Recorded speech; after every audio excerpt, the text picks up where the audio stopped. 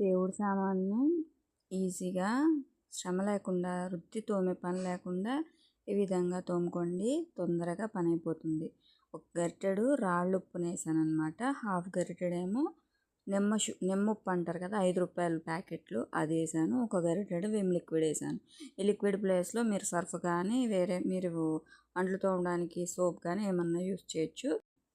ఇప్పుడు ఇందులో దేవుడికి సంబంధించిన పూజా సామాగ్రి మొత్తం ఇత్తడివి రాగివి అన్నీ కూడా ఈ లిక్విడ్లో వేస్తున్నాను అనమాట.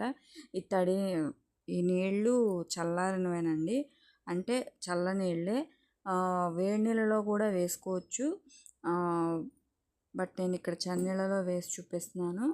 ఈ ఒక 15 to 20 మినిట్స్ లేదా అరగంట పొద్దున్నేసేసి సాయంత్రం తోముకున్నా సరే చక్కగా నాని మురికి అనేది పోతుందన్నమాట.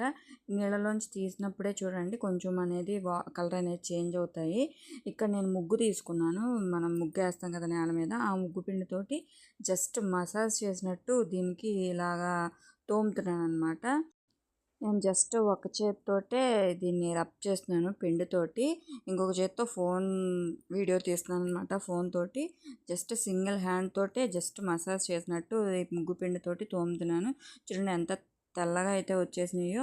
మీరు ఒకసారి ట్రై చేయండి. పీతాంబరి, సబీనా, చింతపండు, నిమ్మకాయ ఇలాంటి ఏమి యూజ్ చేయకుండా కేవలం ఇంట్లో దొరికే వాటితోటే ఈజీగా మనం ఎక్కువ శ్రమ పడకుండా పూజా సామాగ్రిని ఇలాగా క్లీన్ చేసుకోవచ్చు అనమాట.